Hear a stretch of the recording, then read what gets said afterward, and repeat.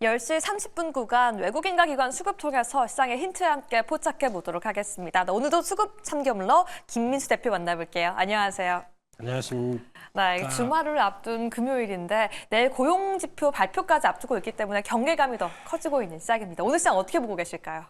참담합니다. 네. 네, 지금 시장이 약간 투매 국면이 나오고 있는 상황들인데 잘 보시게 되면은 개인 중심으로 투매가 나오고 있습니다. 네.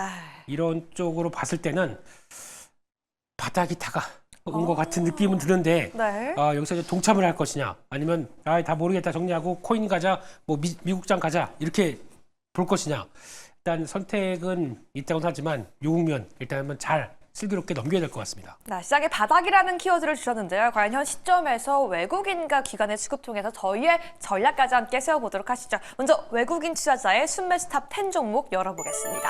오늘 외국인 투자자의 키워드는 한 가지로 정리할 수 있을 것 같습니다. 바로 2차 전지인데요.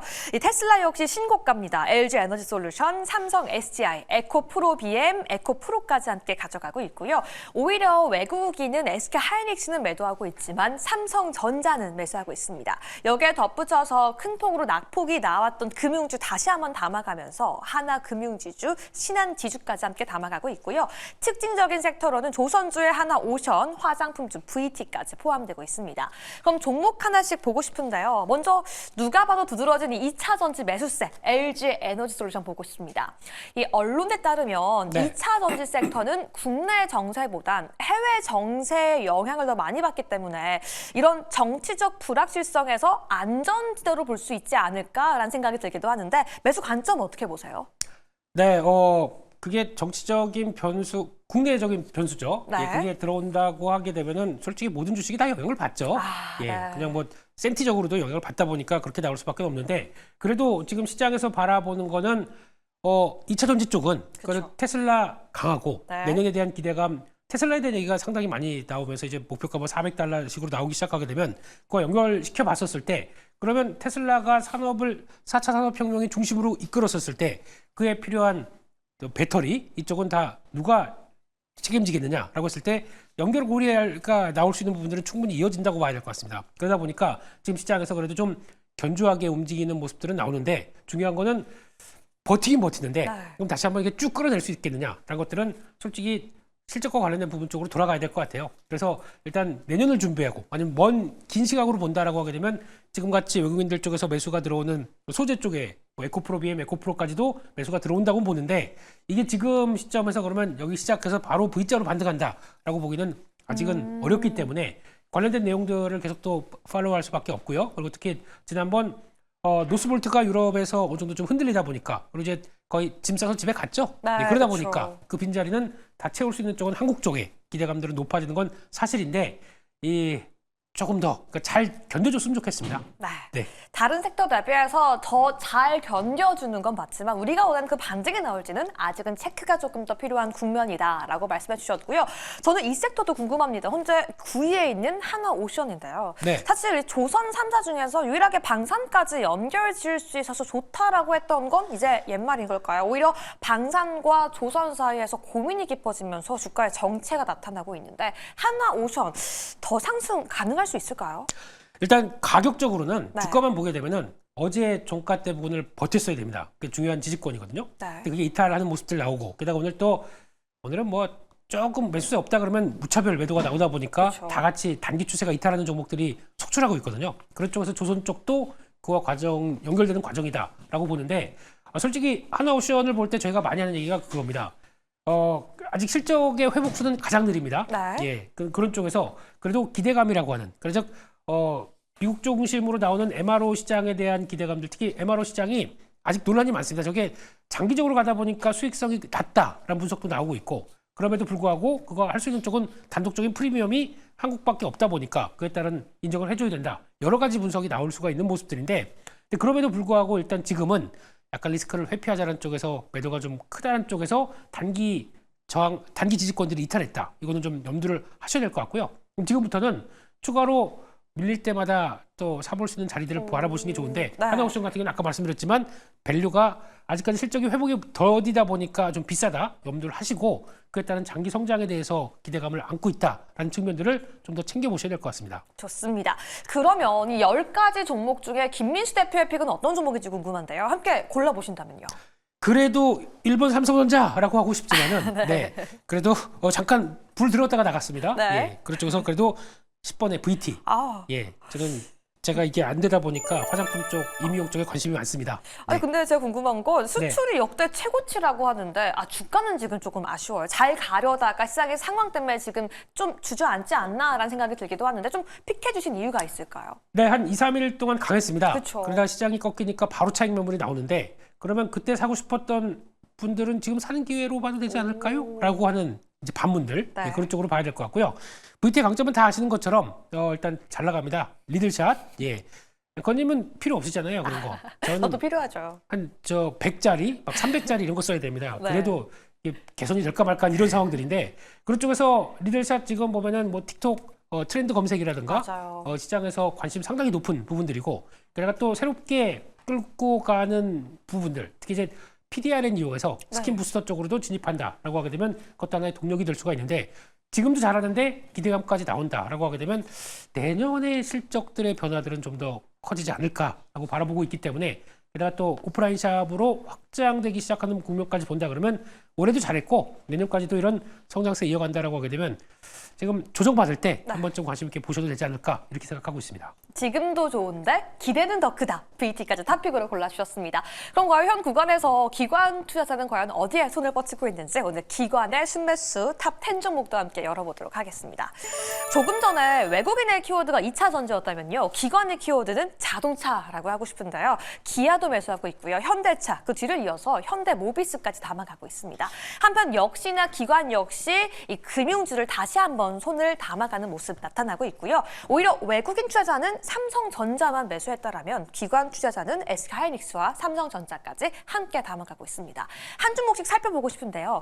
일단 간밤 미증시에서도 반도체가 조정은 있었지만 네. 아직 AI 소프트웨어는 견조해요. 그리고 AI 밸류체인이라는 점에 있어서는 반도체 외에는 모두 이 호실적을 보여주고 계속 긍정적인 모습 보여주고 있는데 네. 이런 측면에서 저희도 7위에 있는 삼성전기 지금 계속 보는 건 어떨까라는 고민 생각할 수 있을 것 같아요.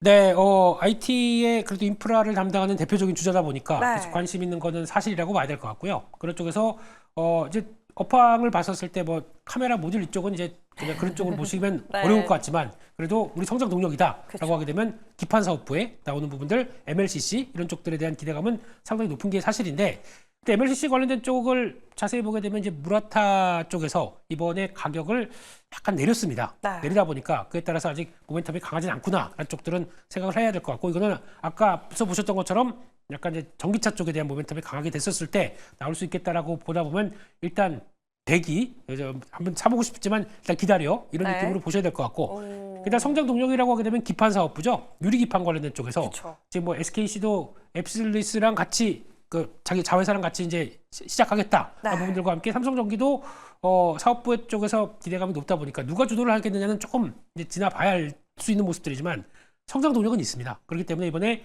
AI 시대에 그리고 또 4차 산업혁명 시대에 뭔가를 변화를 끌어가겠다라고 하는 욕구는 상당히 큰 것 같은데 막상 시장은 네. 인프라 쪽 관련된 쪽들은 아직 그렇게 국내 쪽에서 많이 안 쳐주고 있다. 이게 현실이 아닌가 생각됩니다. 사고 싶지만 일단 대기라는 의견 주셨기 때문에 그럼 이 섹터는 어떨지 함께 제안 드려보도록 하겠습니다. 9위에 현대모비스가 위치해 있는데요. 네. 일단 오늘 기관 투자자가 적극적으로 자동차 관련주를 매수하고 있는 이유도 궁금하고요. 실적에다가 주주와는 기대감까지 더해졌습니다. 저희까지 매수 포인트 잡아볼 수 있는지 체크해보고 싶어요. 네, 자동차는 참 이게 악재도 있고 네, 호재도 있고 그쵸. 이런 상황들 쪽에서 막 악재라고 하기에는 좀 아직까지 도전 과제라고 보기에는 지금 현재 아직 트럼프 대통령이 이제 취임하면서 이제 무섭죠. 맞아요. 이제 수출을 미국 쪽에 많이 하고 거기다 이제 거기서 돈을 버는 회사다 보니까 그에 따른 어떤 압박이 들어오는 게 아니냐라는 막연한 불안감들 그렇게 나오는 흐름에 비해서 이 정도 밸류 갖고 있게 되면 좀 싼 게 아니냐. 특히 현대차나 기아나 이번에 보여줬던 흐름을 보게 되면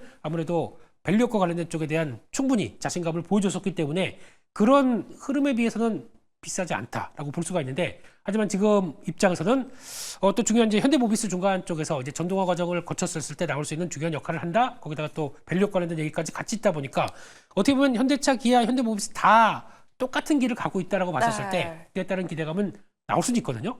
근데 마찬가지로 혹시나 그런 얘기가 나왔을 때는 또 출렁임이 나올 수가 있기 때문에 그것 때문에 적극적으로 공격적으로 대응을 못하는 게 지금 현실이 아닌가 생각됩니다. 지금 다 뉘앙스가 그러네요. 그러니까요. 뭘 하고 싶어도 시장 때문에 못하고 있는 이런 안타까운 마음들. 맞습니다. 네.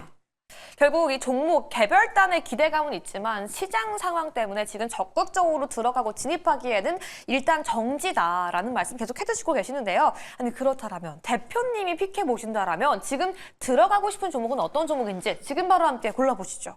네, 이맘쯤 되면은 제가 1위 아니면 꼴등 10위 이걸 좋아하는 것 같은데요. 네. 예, 기관 쪽에서는 그래도 KB금융을 한번 보겠습니다. 아, 금융주. 사실 이 관련된 정치적 이슈가 나왔을 때 외국인과 기관 투자자의 보유 물량이 가장 많았기 때문에 크게 하락하기도 했던 종목이기도 해요. 네. 근데 보통 이제 KB금융 같은 이제 우리 금융주 쪽에서 한때 한번 좀 이거 한번 사보고 싶은데 내가 안 샀더니 막 10%씩 팍팍 뛰고. 맞아요. 네. 그래서 이제 없고 잊고 지냈다가 그러다 보니까 이제 여러 가지 이슈 때문에 10%씩 팍팍 빠지네 이제는. 네. 그러면은 이때쯤이면 한번 사볼 만한 가격대 되지 않았을까. 네. 그런 쪽에서 아마 추가적으로 지금 같은 가격대 정도쯤이면은 이제 배당 물론 이제 배당이 과거처럼 연간 배당이 아니기 때문에 맞아요. 분기 배당이기 때문에 그렇게 강한 모멘텀이 없다고 하더라도 요 정도쯤 되면은 그래도 한번 좀 슬슬 담아도 되지 않을까라는 관점 쪽으로 봐야 될 것 같고요. 물론 이제 한국 증시에 대한 여러 가지 성장이 떨어지고 거기다 금리를 또 인하할 수 있겠다라고 하게 되면 예대 마진이 또 축소되다 보니까 금융주 쪽에 부담이 은행주 쪽엔 부담이 될 수 있겠다라는 분석도 있겠지만은 그 정도 체력 대비해서는 지금 자세히 보게 되면 외국계 회사입니다. 네. KB금융. 그래요? 네, 최대 주주가 외국인들입니다. 그렇기 때문에 그런 쪽에서 변화를 봤었을 때 배당과 관련된 또 주주 가치에 대한 여러 가지 흐름들을 이어간다라는 쪽으로 보게 되면 그래도 한번 이 정도쯤에서는 담아봐도 되지 않을까 이렇게 바라보고 있습니다. 네, 외국인 투자자와 기관 투자자가 매수하는 이유가 있을 거다. 주가가 하락한 지금이 우리가 들어갈 수 있는 그 타이밍이 될 수 있다라고 말씀해 주셨습니다. 그럼 이젠 저희가 옥석 가리기를 하면서 한 주의 마지막 금요일 우리의 투자 전략까지 함께 세워봐야 하는 시점입니다. 외국인 대 기관 대 외국인 오늘 VT와 KB금융 중에 선택을 해야 되는데 성격이 너무 달라요. 저희는 어디를 따라가야 될까요? 너무 다르지만 그래도 선택을 한다라고 하게 되면 제일 꼴찌에 있었던 종목이나지만 VT를 선택을 하도록 하겠습니다. 네. 아니 금융주보다는 화상품이 조금 더 단기적인 상승세가 있다 보시는 걸까요? 네, 일단 추세에 대한 믿음, 그러니까 많이 밀렸다가 돌아가는 것도 물론 중요하겠지만 잘 버텼다가 단기창이 나온다. 그럼 그거를 좀 더 노리자는 개인적인 제 성향이 좀 더 담겨 있다고 봐야 될 것 같고요.